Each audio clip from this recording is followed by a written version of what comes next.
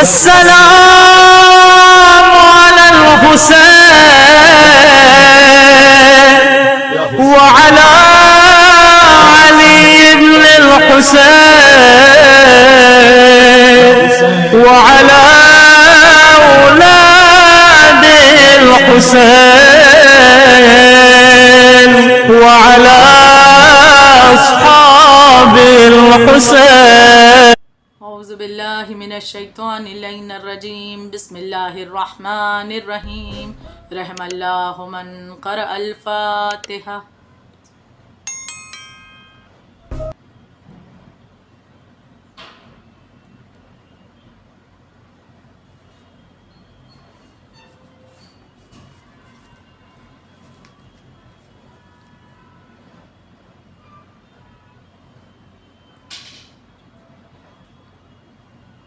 بسم اللہ الرحمن الرحیم.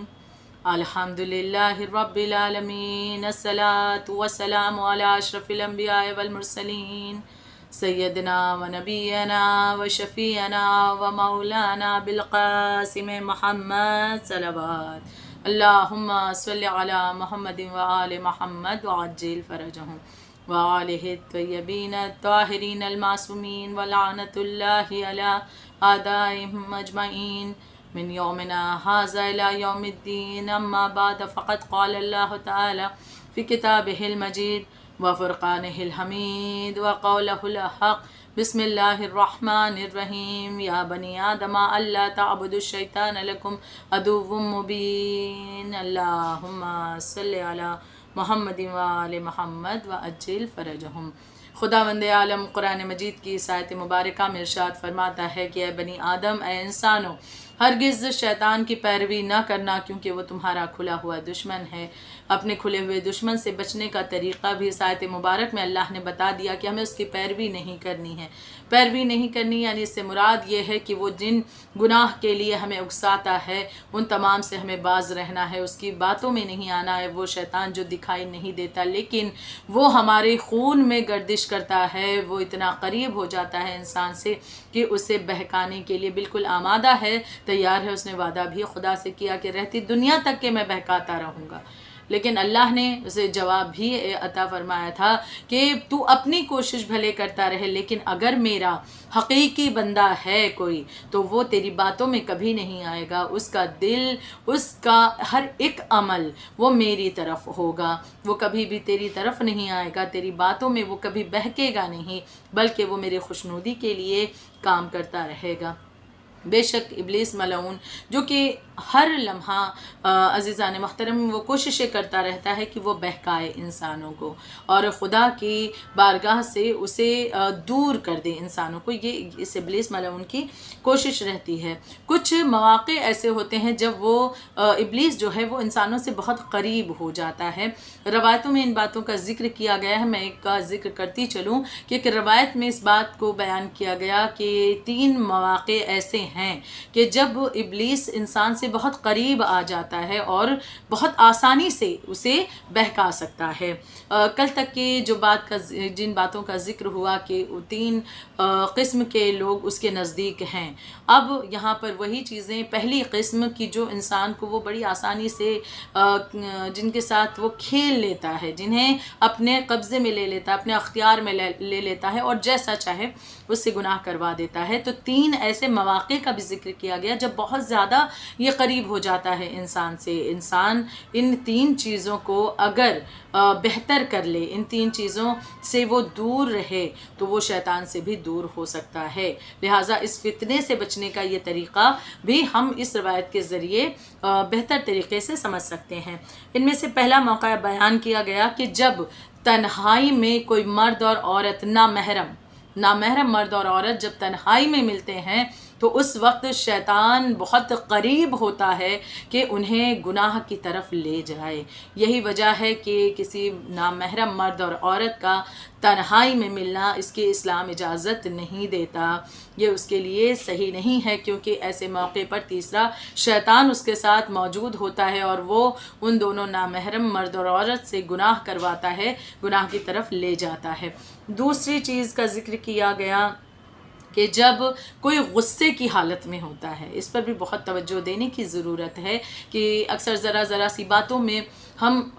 غصہ ہو جاتے ہیں، اور اس قدر غصہ ہو جاتے ہیں کہ ہمیں اتنا غصہ آتا ہے کہ کبھی کبھی ایسے نازیبا الفاظ یا ایسی بری باتیں ایک دوسرے کے لیے غصے میں کہہ دیتے ہیں، حالانکہ جب غصہ اترتا ہے تو ہم خود نادم ہوتے ہیں، ایک پچھتاوا ہوتا ہے کہ ہم نے یہ کیا کیا باتیں کہہ دیں۔ یہی تو وجہ ہے کہ مولا کائنات نے فرمایا تھا کہ غصہ وہ ہے کہ جو پاگل پنے اور دیوانگی سے شروع ہوتا ہے اور ندامت اور پچھتاوے پر خاتمہ جس کا ہوتا ہے، تو انسان وہ ندامت وہ پچھتاوا کیوں حاصل کرے؟ اس سے پہلے بہتر ہے کہ وہ غصے کو کنٹرول کر جائے، اور اللہ کی طرف سے یہ بھی ایک تحفہ ہے ایک انسان کے لیے کہ جو غصے کو ضبط کر لیتا ہے، اس سے بہترین گھوٹ کچھ اور ہو نہیں سکتا۔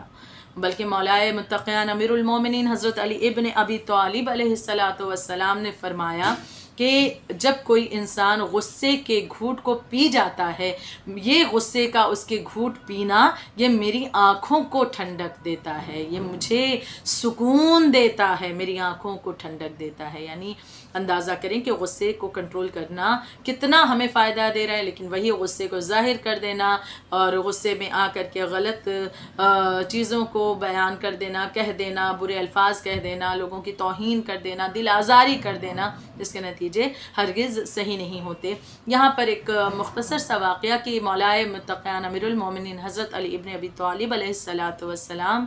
ایک مرتبہ اپنے غلام کو آواز دے رہے ہیں، آپ آواز دے رہے ہیں لیکن وہ غلام نہیں آیا، جبکہ وہ گھر میں موجود تھا۔ آپ نے کئی مرتبہ آواز دی لیکن اس نے نہ سنا، یہاں تک کہ امام حجرے سے نکل کر کے اسے دیکھنے کے لیے آئے تو پایا کہ وہ دیوار سے ٹیک لگا کر بیٹھا ہوا ہے، اور یہ بھی نہیں کہ سو رہا ہے بلکہ جاگ رہا ہے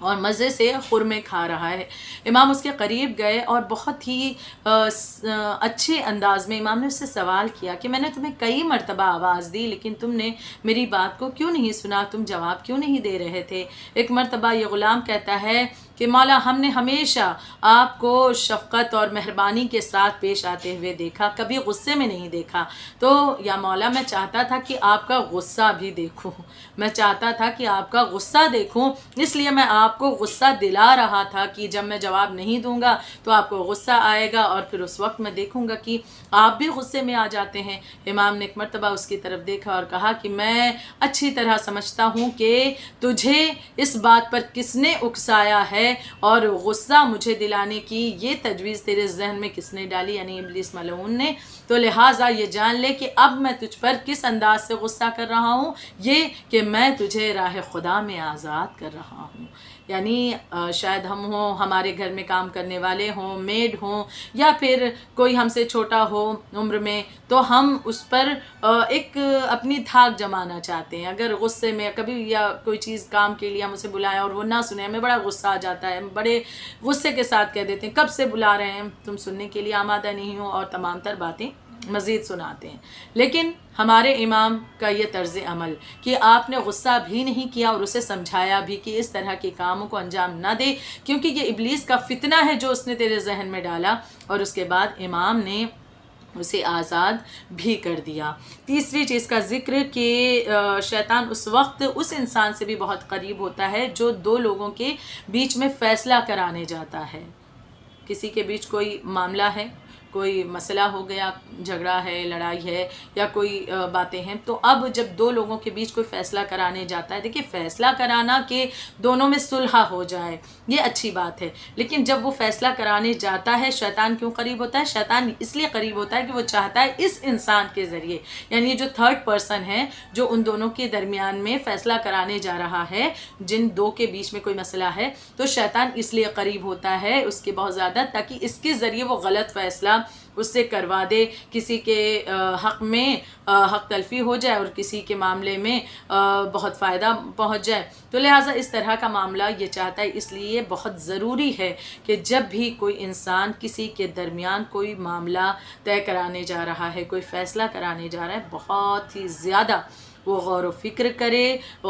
کرے، توجہ دے اس بات پر، اور اس کے بعد کچھ فیصلہ دے، کیونکہ ہم سمجھتے ہیں کہ یہ معمولی سا کام ہے، لیکن یہ معمولی سی بات نہیں، بلکہ اس کی وجہ سے انسان بہت بڑے عذاب میں بھی مبتلا ہوتا ہے۔ یہاں پر ایک چھوٹی سی مثال دینا چاہوں گی کہ شیخ نراقی کے خواب میں ایک شخص کو انہوں نے دیکھا کہ برزخی اس کی شکل کو انہوں نے دیکھا، ایک شخص تھا جو کہ اس دنیا سے جا چکا، اور اسے خواب میں شیخ نراقی نے دیکھا اس کی برزخی صورت کو کہ بڑا آرام سے، بہت سب کچھ آرام و آسائش برزخ میں، بہت کچھ اچھا سب کچھ اسے مل رہا ہے، اور ایک بہترین سا عالیشان اسے محل دیا گیا ہے، وہ اس میں بیٹھا ہے اور بہت کچھ اچھائی اس کے لیے وہاں پر فراہم کر دی گئی، بہت سکون ہے اسے۔ لیکن تھوڑی دیر میں ایک سانپ آتا ہے جو اس کے پیر کو ڈستا ہے اور پھر چلا جاتا ہے، لیکن وہ اتنا زہریلا سانپ ہوتا ہے کہ جس کے زہر کی شدت سے وہ انسان جو اتنی آرام و آسائش اپنے نیکیوں کی بنا پر برزخ کی منزل میں پا رہا تھا، وہ اس سانپ کے ڈسنے کی وجہ سے اتنی اذیت میں مبتلا ہوتا ہے کہ اس کا رنگ تبدیل ہو جاتا ہے، اور پھر وہ ذرا سا جب سنبھلتا ہے، پھر کچھ دیر کے بعد وہ سانپ آتا ہے اور ڈستا ہے۔ جب شیخ نراقی نے اس سے پوچھا تھا خواب میں کہ معاملہ کیا ہے، یہ کس وجہ سے، کس بنا پر تجھے اذیت دے رہا ہے، تب اس نے بتایا تھا کہ میں نے 2 لوگوں کے درمیان فیصلہ کرانے میں جلدی کی تھی، اور فیصلہ ایسا کیا تھا کہ میں نے غلط فیصلہ کر دیا تھا، ایک کے حق میں میں نے ناانصافی کر دی تھی، اور ایک کے حق میں میں نے بہت زیادہ اسے فائدہ پہنچا دیا تھا، جبکہ اس پر اتنا اس کا حق نہیں بنتا تھا، تو لہٰذا اس بنا پر اللہ نے مجھ پر یہ عذاب مسلط کیا ہے۔ تو یعنی واضح ہے کہ بہت زیادہ شیطان ان 3 معاملات میں، یعنی کہ تنہائی میں نامحرم مرد اور عورت جب ملتے ہیں شیطان قریب ہوتا ہے، غصے کی حالت میں شیطان انسان کے بہت قریب ہوتا ہے، اور تیسرے کہ جب کسی کے 2 لوگوں کے درمیان فیصلہ کرانا ہوتا ہے۔ لہٰذا اس فتنے سے بچنا ہے تو اس کا طریقہ یہ ہے کہ انسان ان چیزوں کے بارے میں بھی غور کرے اور غصے سے باز رہے، تنہائی والا معاملہ اس کے بارے میں بھی اپنے آپ کو بچا کر کے چلے، جب فیصلہ کسی کے درمیان کرانا ہو تو سوچ سمجھ کر پورے معاملات کو جان کر کرائے۔ لہٰذا یہاں پر ذکر کو سمیٹتے ہوئے کہ بے شک ہمیں خداوند عالم نے اس دین اسلام کے ذریعے ان تمام بہترین باتوں کو ہمیں عطا کیا ہے، اور ان باتوں کو ہم تک پہنچانے کے لیے ائمہ طاہرین نے بڑی مشکلیں، بڑی مصیبتیں اٹھائیں۔ ہم فراموش کیسے کر سکتے ہیں مولا حسین علیہ السلام کی قربانی کو کہ اس دین کو اپنی اصلی رنگ و روپ میں یہ باقی رہے۔ اس دین کی بقا کے لیے مولا حسین علیہ السلام نے اپنا بھرا گھر قربان کر دیا۔ بے شک مولا حسین علیہ السلام کی ذات گرامی کہ آج بھی ہر ایک درد مند کے دل کی دوا مولا حسین ہے۔ جناب سیدہ جناب فاطمہ زہرا آج بھی مولا حسین کے لیے جو تڑپ کر روتا ہے، جناب سیدہ اس سے راضی ہو جاتی ہیں۔ ایک مختصر سا واقعہ کہ ایک خاتون تھی، خدا نے اسے ایک ہی بیٹا دیا تھا، لیکن جب وہ بیٹا جوان ہوا، وہ ایک ایسے مرض میں مبتلا ہوا کہ اس دنیا سے کوچ کر گیا۔ وہ بیٹا مر گیا، اس کا کوئی اپنا باقی نہ بچا، بیٹے کو سپرد خاک کیا گیا، لیکن ماں کو قرار نہیں آتا تھا۔ جب بھی شام ہونے لگتی، شام ڈھلنے سے کچھ دیر پہلے یہ ہر روز اپنے بیٹے کی قبر پر چلی جاتی اور جا کر کے گریا کرتی، روتی ہے میرے لال، اب میں کس کے سہارے زندگی گزاروں، ہے میرے لال تو مجھے تنہا چھوڑ کر چلا گیا۔ ہر روز یہ اس طرح سے تڑپ کر کے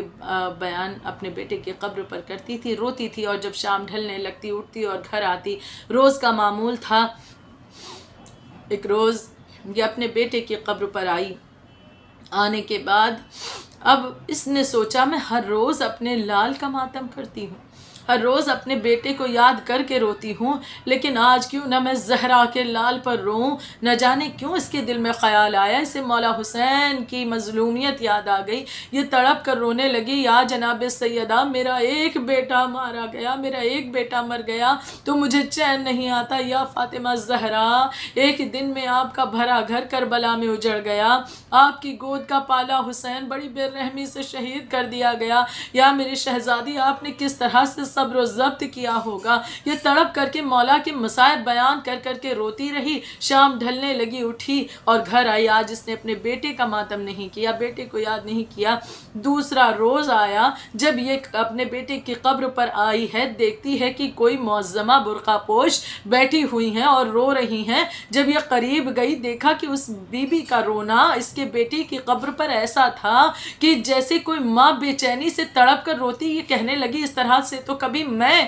اپنے بیٹے کی قبر پر نہ رو سکی، یہ کون ہے جو میرے بیٹے کے لیے مجھ سے زیادہ تڑپ کر رو رہی؟ اب جو اس نے سوال کیا، بی بی یا آپ کون ہیں جس نے میرے بیٹے پر اس طرح سے ماتم کیا، اس طرح سے گریہ کیا؟ آواز آئی کہ اے ضعیفہ، کل تو نے میرے لال حسین کا ماتم کیا تھا، آج میں تیرے بیٹے کا ماتم کرنے چلی آئی۔ میں فاطمہ زہرا ہوں، وہی دکھیاری ماں حسین کی ہوں جس کا بیٹا کربلا میں 3 روز کا بھوکا اور پیاسا شہید کر دیا گیا۔ الا لعنت اللہ علی القوم الظالمین۔